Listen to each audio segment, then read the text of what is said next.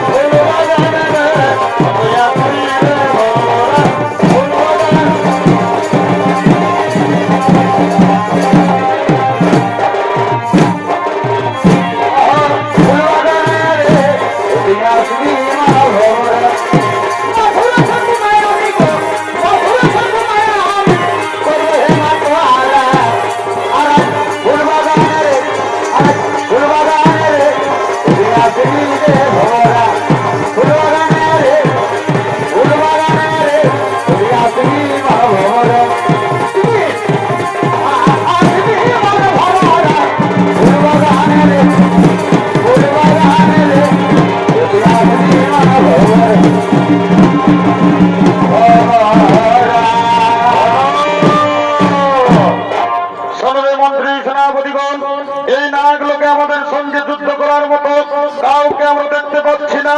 সবাই মনে হয় আমাদের ভয়ে পালিয়ে গেছে। কিন্তু সাবধান, সাবধান সৈন্যগণ, শত্রুকে কখনো নির্বল ভাবা উচিত নয়। লুকিয়ে থাকা শত্রু হঠাৎ করে আমাদের উপর আক্রমণ করতে পারে। সাবধান রাক্ষস কুমার, সাবধান। যুদ্ধের জন্য প্রস্তুত হয়ে যাও।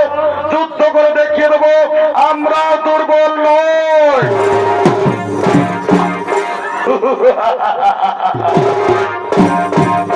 তুমি আমাকে হাসালে সুন্দরী, তুমি আমাকে হাসালে। যদি নাগ জাতি দুর্বল না হই তাহলে কেন কেন নাগ জাতি নবকন্যাদের যুদ্ধে পাঠিয়েছে? নাগ লোকে বিজয় পেতে হলে তোমাকে নবকন্যাদের সঙ্গে যুদ্ধ করতে হবে। তাই যুদ্ধের জন্য প্রস্তুত হয়ে যাও রাক্ষসপুত্র, যুদ্ধের জন্য প্রস্তুত হয়ে যাও। সুন্দরী, আমরা যুদ্ধের জন্য প্রস্তুত আছি, কিন্তু যুদ্ধের আগে নাগরাজের সঙ্গে শান্তির উদ্দেশ্যে কিছু কথা বলতে চাই। রাক্ষসপুত্র, তাহলে তুমি বুঝতে পেরেছো রাক্ষসপুত্র, তোমার পরাজয় সুনিশ্চিত। সুলোচনা,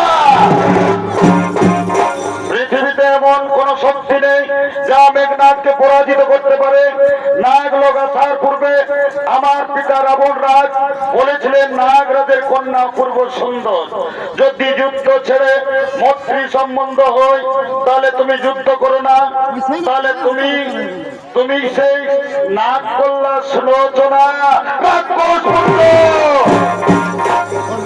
এই প্রশ্নের উত্তর শোনার তোমার কোনো আবশ্যকতা নেই। ও, বুঝতে পেরেছি। তাহলে তুমি সেই নাগ কল্লা সুলোচনা। আমার পিতা মহারাজ ঠিকই বলেছিলেন, তুমি বীরঙ্গনা, তুমি খুবই সুন্দর। প্রথম দেখাতে আমি বুঝতে পেরেছি তুমি লঙ্কাধিপতি রাবণের পুত্রবধূ হওয়ার যোগ্য। বলো সুলোচনা, তুমি কি আমায় ভালোবাসবে? তুমি কি আমার জন্ম জন্মান্তরের হবে? কুমার, আমিও তোমাকে প্রথম দেখাতে ভালোবেসেছি। আজ আমি যুদ্ধ চাই না, আমি আমার হাতের অস্ত্র ফেলে দিলাম। আজ থেকে তুমি আমার, আমি তোমার, দুজন দুজনা। তোমায় আমি দিনে রাইতে, তোমায় আমি দিনে রাইতে, বারে ভাই খুঁজে মরি রে আমার সোনা বন্ধুরে। যদি না পাই তোমারে আমার সোনা বন্ধুরে, যদি না পাই তোমারে। প্রথম দেখা বন্ধু কথা দিয়েছিলে, প্রথম দেখার কালা বন্ধু তুমি কথা দিয়েছিলে। এবার ভুলিবে না মারে, এই ভুলিবে না মারে। তুমি জীবন গেলে আমার সোনা বন্ধুরে, যদি না পাই তোমারে আমার সোনা বন্ধুরে, যদি